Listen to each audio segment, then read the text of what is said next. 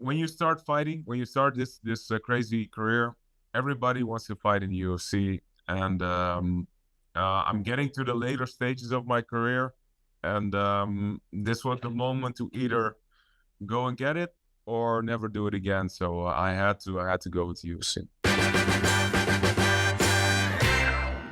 One of the top free agent signings coming to the UFC, and he already has his first fight booked in November. It is my pleasure to speak to former Division I champion Reiner de Ridder. Now, before I get started here, can I make sure, because we've done interviews before, your pronunciation of your first name, am I getting it right? Is it Reiner, Reiner? Which one? Can you please correct it for us? You guys, you Americans, just go RDR. This is easiest for you guys. I've heard it so many different ways. I'm like, hold on, did I mispronounce his name the last time we spoke? Nah, it's all right. It's all right. It's literally impossible for you guys. It's I need the Ridder, but I don't think you'll ever get there. Yeah, probably not. I'll admit, probably not. Yeah, RDR might just be the way to go. That's some move. That's some move. So obviously, congrats on signing with the UFC. You know, I think we're all very excited to see this news. How happy were you to just get this deal done and obviously make it official? Yeah, it's very cool. I'm looking forward to getting in there. I'm looking forward to getting some activity. So yes, I'm very happy, very psyched. That's cool.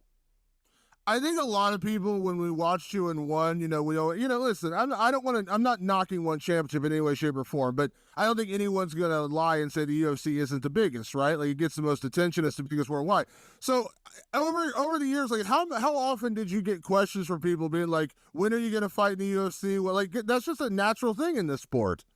Yeah, it is. Then it's the league we all look up to. It's what every fighter wants to fight in the UFC. Every fan wants to watch the UFC. So yeah, it's been asked a lot of times over the years. So it's very cool to finally be there. Yeah.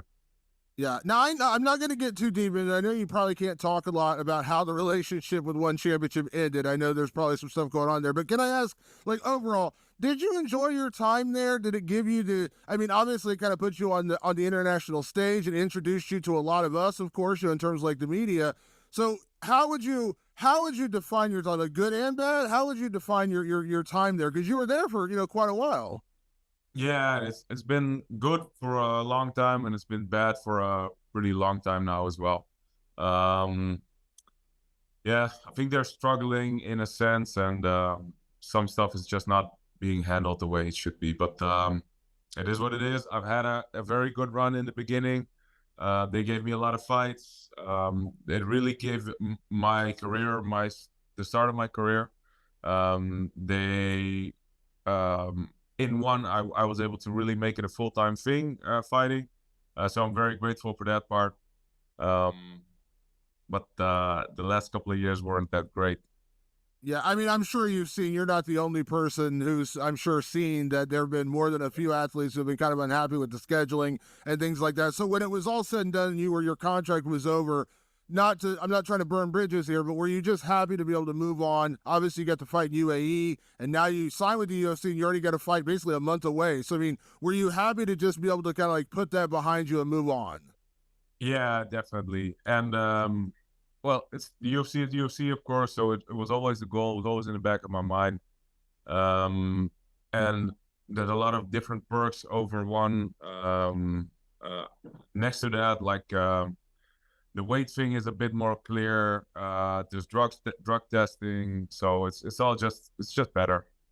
Yeah. Was there, I mean, legitimately, in terms of like, because I was going to ask you about the weight, because you were a division champion in one, but the divisions are different, of course, because middleweight, you're basically fighting a light heavyweight, and light heavyweight, you're basically fighting a heavyweight, really. I mean, that's, because it's different. So, Yeah. kind of like, were you happy to have this? Can I ask, like, can I assume making middleweight is not going to be a huge issue for you? Because I know that's where you're fighting now.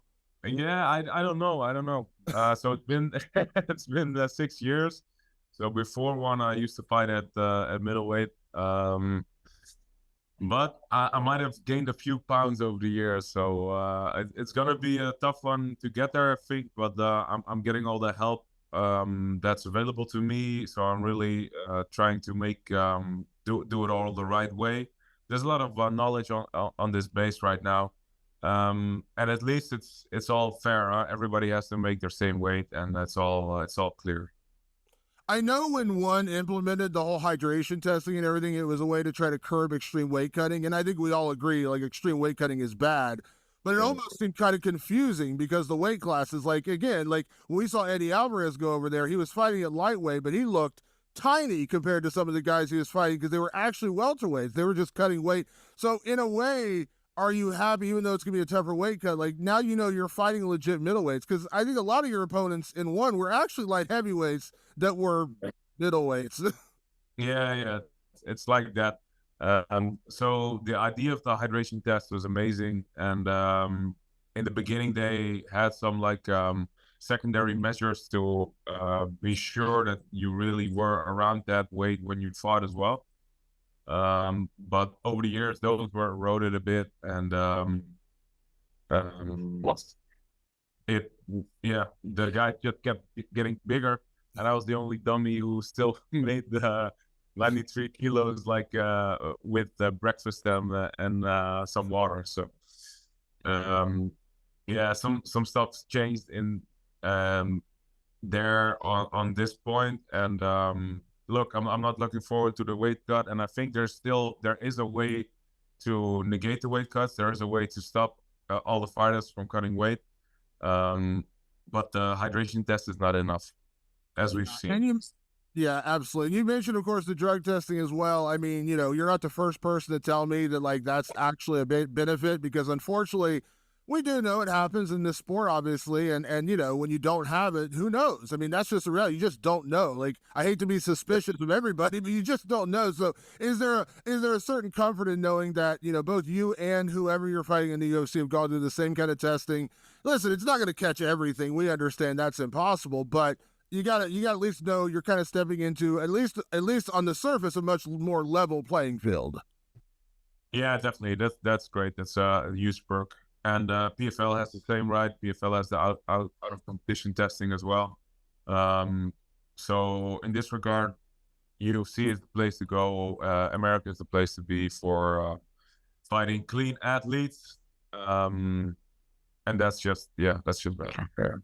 Yeah. Now, listen, anyone signing with the UFC, we understand why. It's the biggest. I mean, whether you like it or not, and I think there are tremendous athletes outside of one championship. You were a great example of that. We've had you ranked at middleweight in our rankings because we obviously believed you were a very, very good fighter. But you know the perception. If you're not in the UFC, you're not amongst the best in the world. So did that play any part in the ultimate decision to go there? Just because not only do you get bigger exposure, I mean, I'm sure you saw it just the day you signed. It blew up everywhere. And I think that blew Crazy, huh? up.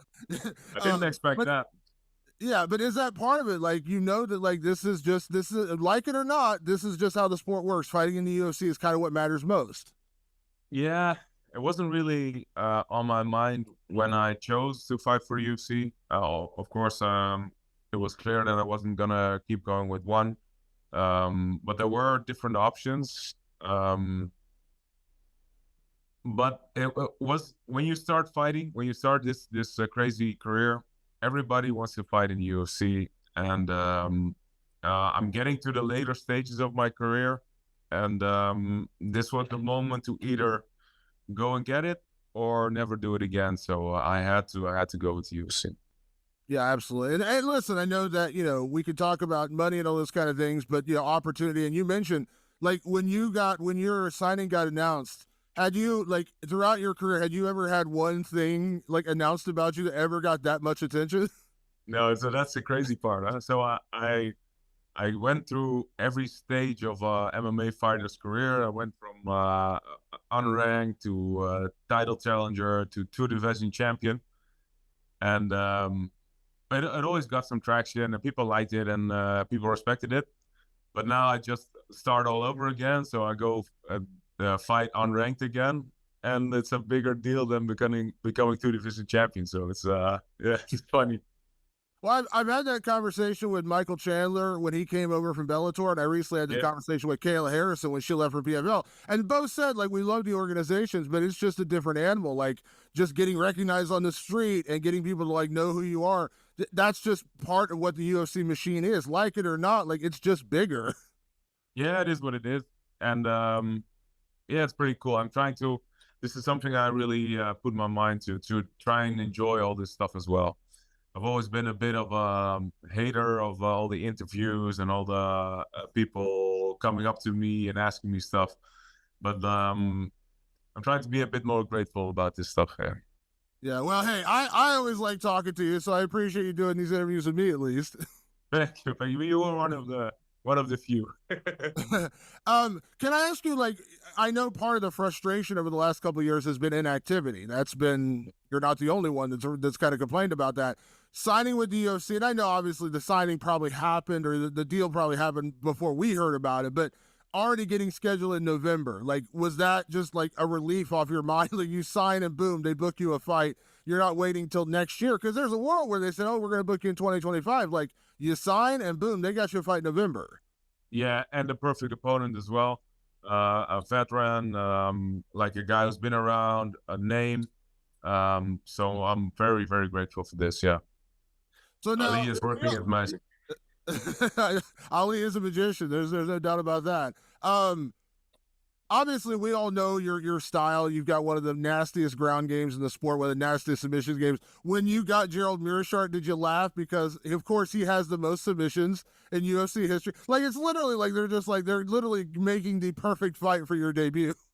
Yeah, it's crazy. Yeah, so for some reason, the stars seem to be aligning. So now I just need to knock it out the park.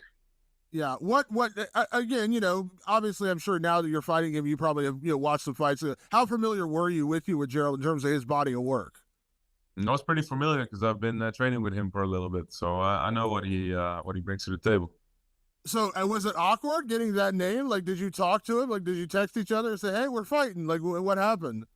No, not like that. I did send. I did. I was planning to spend my camp there in Miami with Henry and the guys, but then when I got the name, I had to send Henry a text that he might be in the wrong corner again. So now, can I ask, like, who are you going to train with for this camp? I'm basically at home for the next couple of weeks. So I'm bringing Gegard. I'm training with Gegard a lot. I'm training with Costello a lot. So the main Dutch guys, I have my own guys. Erko Yoon, who just became the Brave light heavyweight champion over the weekend, who's a big part of my camp. Another guy is Alain Nader. He's a middleweight. He was supposed to make his Dana White Contender Series fight in a couple weeks. Um, and I'm forcing them all to stand southpaw, so they're very happy with me. Now, listen, let's be honest. When we see this matchup of you and Gerald, are all of us like that are grappling fans like, ooh, I can't wait for the grappling exchanges. But we all know it's mixed martial arts. But is there some part of you just because that's he has the most submissions, you are well known for your submissions? Is there some part that's like you want to test that part of the game? Like, it doesn't need to go there for you to win the fight, but is there part it's like I want to show because we always hear Daniel Cormier say there's levels to this, right? Like levels. So is there part it's like I want to show the different levels of my grappling versus his grappling? I need to, come on, I need to represent jiu-jitsu, so I'm gonna try and hit it with some good shots, but it's gonna go to the ground 100%. Now, because you are an established name and a former two division champion, I think Gerald is like one of those guys that sits like right outside the top 15. He's constantly right there in that range. Can I ask what you think of the UFC's middleweight division in general? Obviously, Drakus is at the top, incredible champion, doing what he just recently did to Israel Adesanya. Of course, Adesanya is still out there, but we got a lot of guys who have kind of been around for a while, and I think that's why part of the excitement was you joining because it's like, ooh, a new guy, a new name, a new contender. So, can I just ask, like, what you think of the lay of the land at middleweight in the UFC? Yeah, there's hopefully after this, so I'm looking to make a statement in this fight, announce my joining the UFC with a nice performance, and then hopefully I'll get a crack at some top level guys. There's so many good guys, and like Strickland, Adesanya, like you said, Dricus, we have some history. I fought in the same organization he did. Didn't get a chance to fight him at that point, so hopefully it's gonna be on the biggest stage this time. But even like the entire top 10 is full of killers. There's a lot of guys who've been a little bit of have seen some inactivity. I don't know, line them up. Yeah. Well, I mean, you fought every kind of style in one. And as I said, like, I know they didn't have the name, but there's a lot of I mean, there are good fighters, absolutely good fighters in one. Yeah. Yeah. But I think there's so many fun matchups. Like, you even get like another prospect, like a Bo Nickel, who's a wrestler. You look at like a Hamza Chimaev, incredible guy. There's all kinds of matchups. Let me just start matchmaking for you here. Yeah, man. Like Hamzat and Bonickel would both be amazing. Um, yeah, but that might be a nice next step. Is Bonickel? He's fighting a grappler, right? He's fighting Paul Craig. Paul Craig. When? When? The week after your fight, or 1 week after your fight. So maybe we can do something to Paul Craig, distract him a little bit. I can jump in.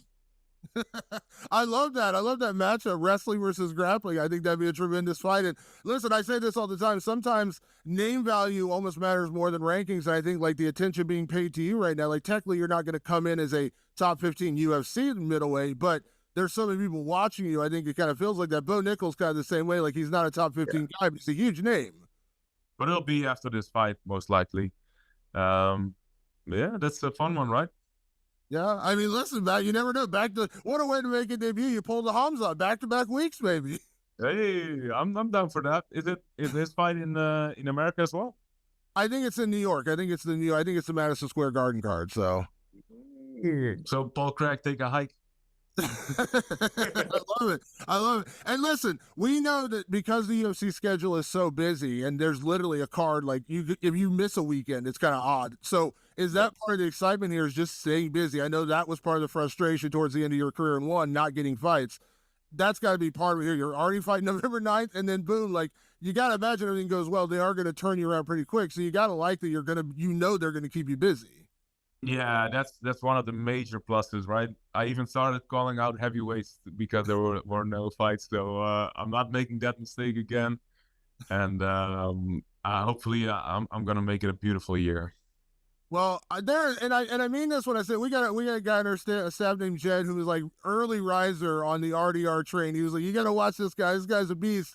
And then we all started paying attention. I was like, "Man, this guy is really good." And so obviously, I've been following your career for a while, and I know we talked before. But I was genuinely excited. I was like, "This is a guy I cannot wait to see him come to the UFC." And again, you saw the reaction when you signed that everyone was excited. So man, I can't wait for November. This is going to be awesome to see you do your thing. And again, I have nothing against one championship, but there's just a different feeling being in the UFC. So I think this is going to be awesome to have you here. Can't wait for that. Obviously, best of luck in the fight. Not that you need it. And man, can't wait for November to finally see RDR arrive in the UFC. Yeah, me too, man. Thank you, Dave. Absolutely. So much again. Thank you for the time again. And let's catch him. Maybe we'll catch him after the win and as you get ready to travel to New York to fight Bo Nickel. Exactly.